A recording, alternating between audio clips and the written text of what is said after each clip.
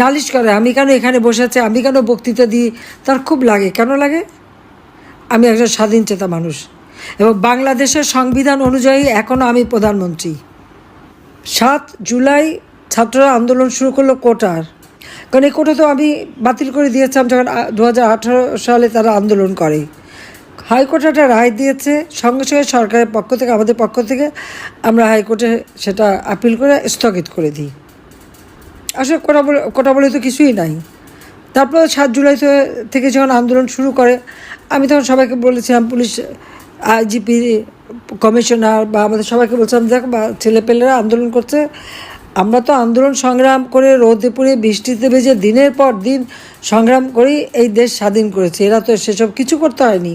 কারণ 2009 আমি সরকার গঠন করার পর থেকে এই 15 বছর ধরে মানুষ শান্তিতে ছিল।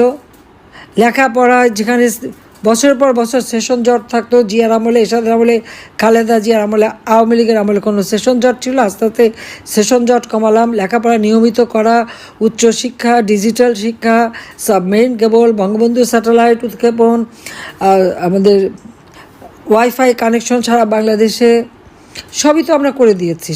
প্রত্যেকটা ঘরে ঘরে আলু জ্বেলে দিয়েছি, শিক্ষার একটা চমৎকার পরিবেশ করে দিয়েছি। তো তারা একটু রোদে ভিজে বৃষ্টিতে ভিজে আন্দোলন করতে দাও, ওদের দাবি তো সব মেনে নিলাম। সেই আন্দোলন তারা শুরু করলো, আমরা সব দাবি মানলাম। তখন আসলে এক দফা দাবি, ইউনূস ট্যাক্স ফাঁকি দেয়। 1100 কোটি টাকার উপর তার কাছে ট্যাক্স পাওনা, 666 কোটি টাকার মামলা হলো। সেই মামলা রায় হওয়ার কথা ছিল 6 আগস্ট। প্রত্যেকটা তার যে এই যে 48টা কোম্পানি, সবই কিন্তু একটাও লাভজনক না। লাভজনক না তার কারণটা হচ্ছে সে কোনো ট্যাক্স দেবে না, কাজে সে ট্যাক্স ফাঁকি দেবে। আর শ্রমিকদের যে প্রত্যেক কোম্পানি প্রফিটের 5% শ্রমিক কল্যাণ ফাউন্ডেশনে যাবে।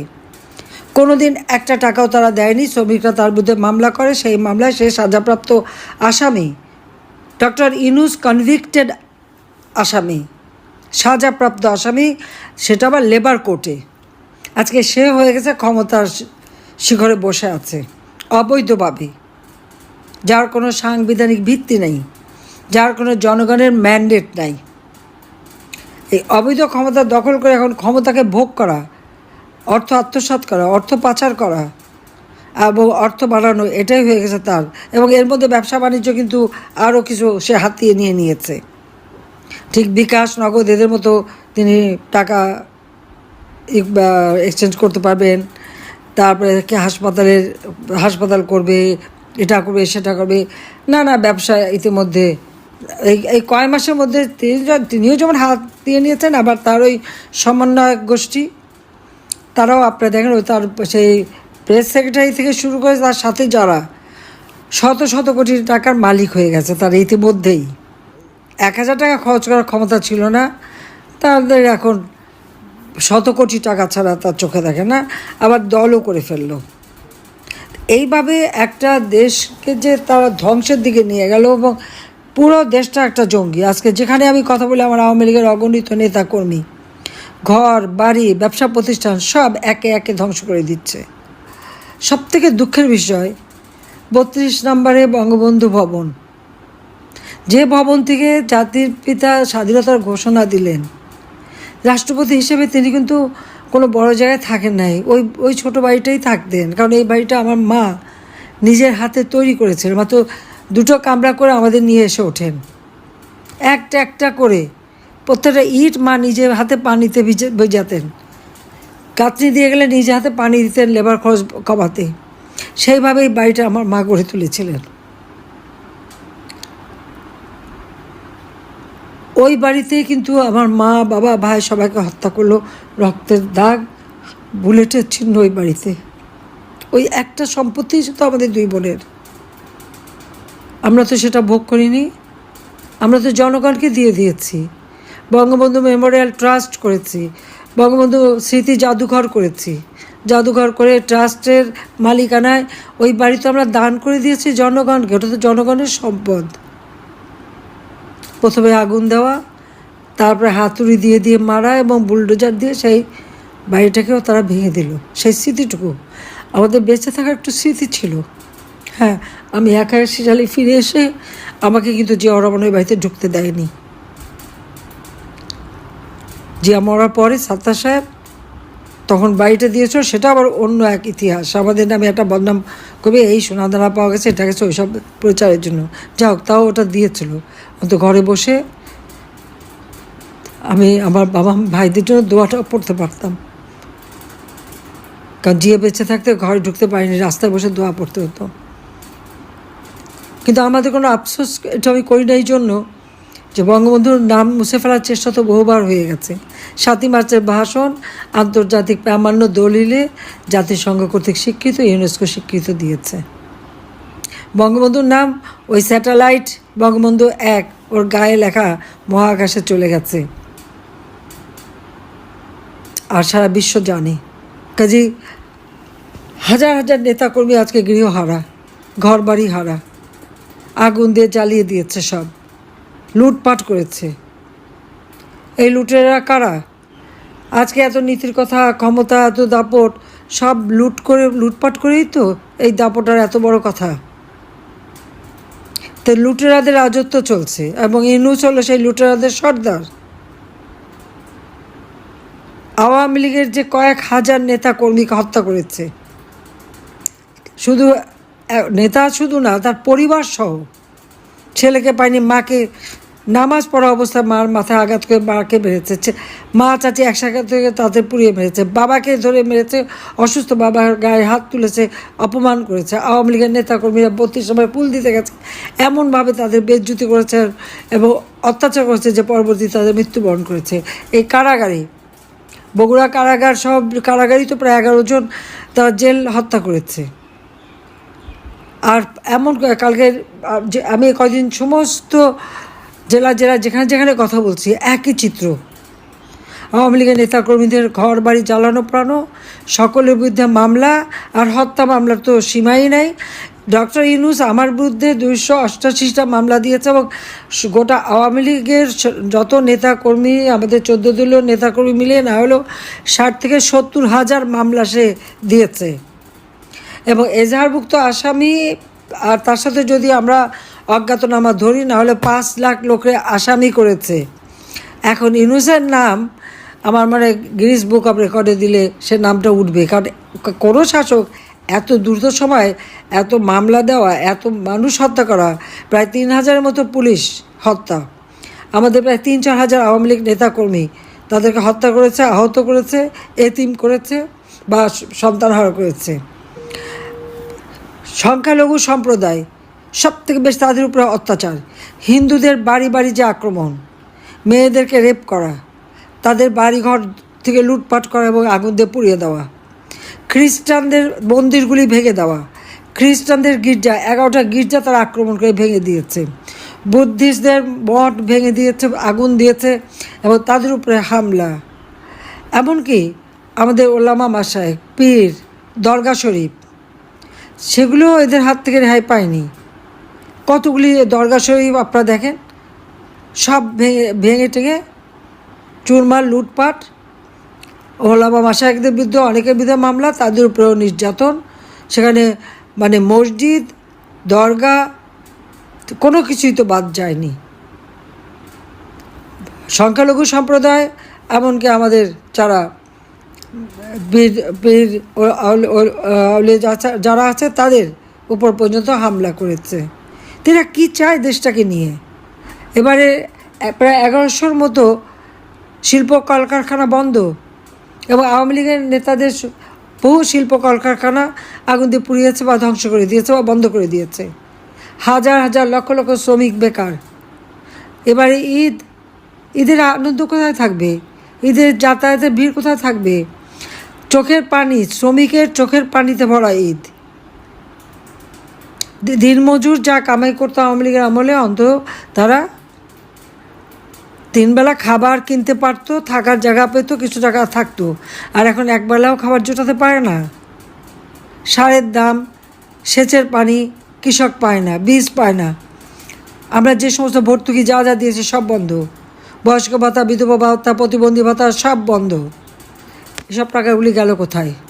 1 কোটি পরিবারের 1 কোটি পরিবারের আমরা টিসিবির মাধ্যমে কার্ড দিয়েছি, মাত্র 30 টাকা কেজিতে চাল কিনতে পারবে। সেটাও ঠিকমতো দেয়নি, তাও নাম কেটে দিয়েছে। তা বাকি টাকা কোথায় গেল? তার জবাব ইউনূসকে দিতে হবে, তার ওই সমন্বয়কারীদের দিতে হবে। সংসদ ভবন, আমাদের সচিবালয় আগুন লাগে কিভাবে? সচিবালয়ে আগুন লাগালো কারা? সংসদ ভবন ভেঙে তছনছ কারা? এই ইউনূসেরই তো সেই মেটিকুলাস ডিজাইনেরই তো এটা অংশ।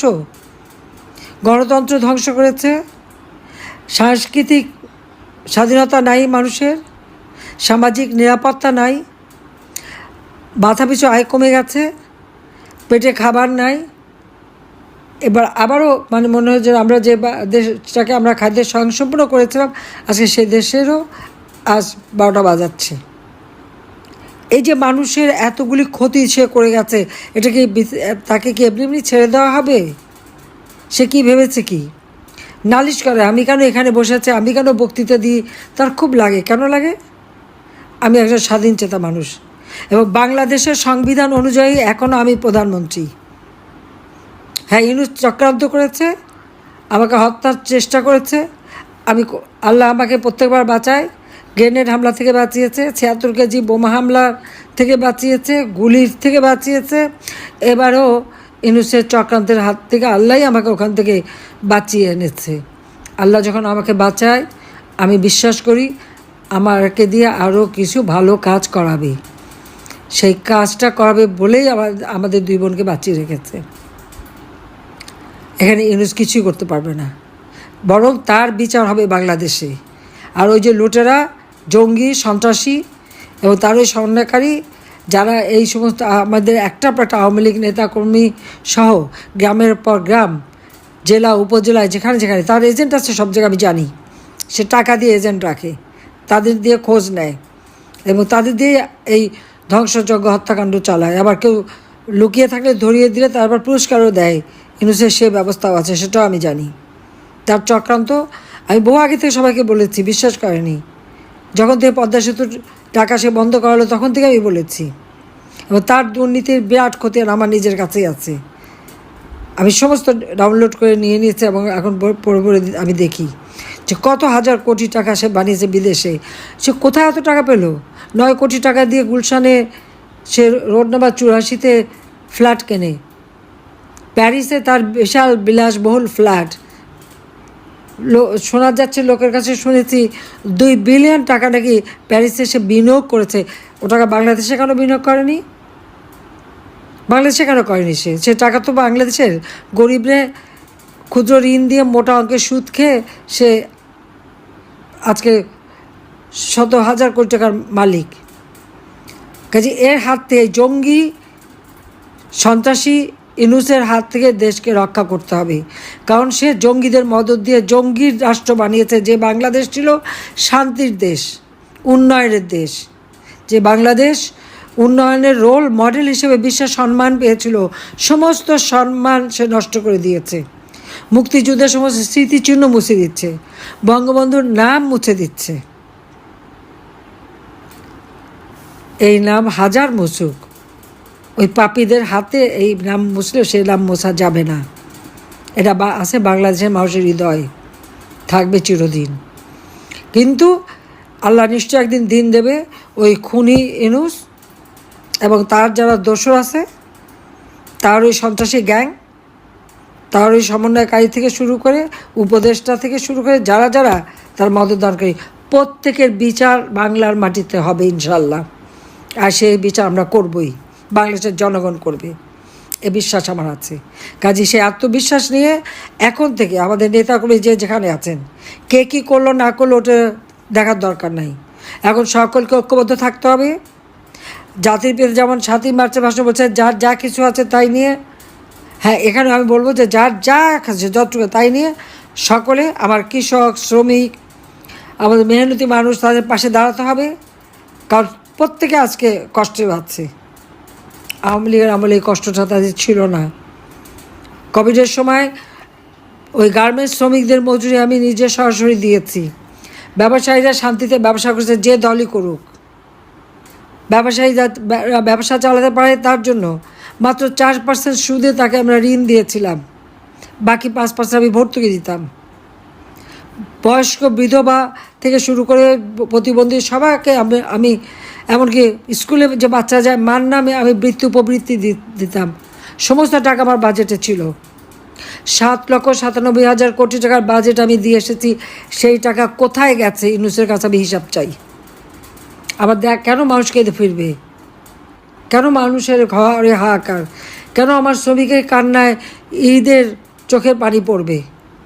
তার জবাব তাকে দিতে হবে, তার জবাব ইউনূসকে দিতে হবে।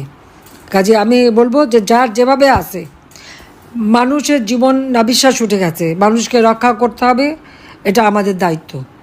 আমরা তো জীবনে কিছু চাইনি, আমরা 2 বোন, আমরা তো সব তো বিলে দিয়েছিলাম। আমাদের বাচ্চারা নিজেরা তাদের মেধা দিয়ে পড়াশোনা করে বিশ্বের সেরা সেরা ইউনিভার্সিটি থেকে ডিগ্রি নিয়ে তারা কেউ চাকরি করে খাচ্ছে, কেউ কনসালটেন্সি করে, তাদের মতো তারা আছে। তাদের বিরুদ্ধে লেগে আছে, তাদের পিছনে লেগে আছে সে। কাজে এই অন্যায় যেটা আবার দেশের মানুষের সাথে সে করলো, আজকে আবার বৃদ্ধ বনিতা সবাই আজকে কষ্ট পাচ্ছে। বাংলাদেশে কেউ আজকে কেন মেয়েরা এখন আন্দোলন করে রাত 12টার সময়, সন্ধ্যার মধ্যে তাদের ঘরে ফিরতে হয়। শেখ হাসিনা থাকতে আমার পদত্যাগ চায় তারা, আর আমি তাদের নিরাপত্তা দিই। এখন কেমন অবস্থা তাদের? আজকে আমাদের হাজার হাজার ছেলে পেলেদের লেখাপড়া বন্ধ, তাদের ডিগ্রি কেড়ে নিচ্ছে, তাদের পড়তে দিবে না। আওয়ামী লীগের সন্তান হলে পরীক্ষার ফর্ম পাবে না। কেন? আওয়ামী লীগ কী অপরাধ করেছে? দেশ স্বাধীন করে অপরাধ করেছে? তো বাংলাদেশ স্বাধীন না হলে ওই পাকিস্তানিদের বুটের তলায় থাকতে হতো, সেটা তাদের মনে রাখা উচিত। আর 71 সালের 3রা ডিসেম্বর পাকিস্তান ভারত যুদ্ধ শুরু হয়। আর আমাদের মুক্তিযুদ্ধ তো বঙ্গবন্ধু যেদিন থেকে বলেছেন সেই মার্চ মাস থেকেই শুরু হয়েছিল। কাজে মুক্তিযোদ্ধা মিত্রবাহিনী একই সাথে যুদ্ধ করে, কিন্তু পাকিস্তান বাহিনী হেরে যায় যুদ্ধে। আজকে যদি আওয়ামী লীগের নাম মুছে যায়, বঙ্গবন্ধুর নাম মুছে যায়, মুক্তিযুদ্ধের সব স্মৃতি মুছে ফেলে, অবশিষ্ট কি থাকে একবার ভেবে দেখুন তো। বঙ্গবন্ধু শেখ মুজিব ফিরে এসেছেন বলেই মিত্র শক্তি ভারতীয় বাহিনী বাংলাদেশ থেকে তিনি ফেরত পাঠাতে পেরেছিলেন, অন্য কেউ হলে পেত না।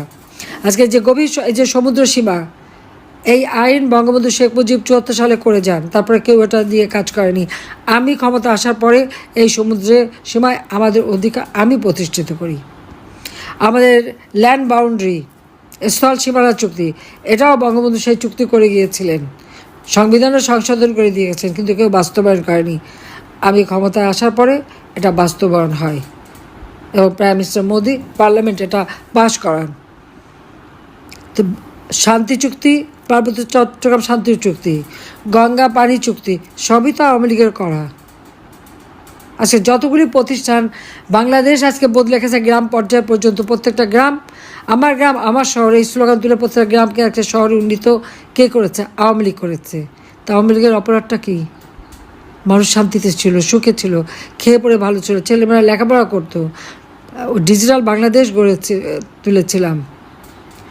আজকে ফ্রিল্যান্সিং করে ছেলেমেয়েরা বিদেশি পয়সা কামাই করতে পারতো, বিদেশে ট্রেনিংয়ের জন্য আমরা পাঠাতাম, সব বন্ধ।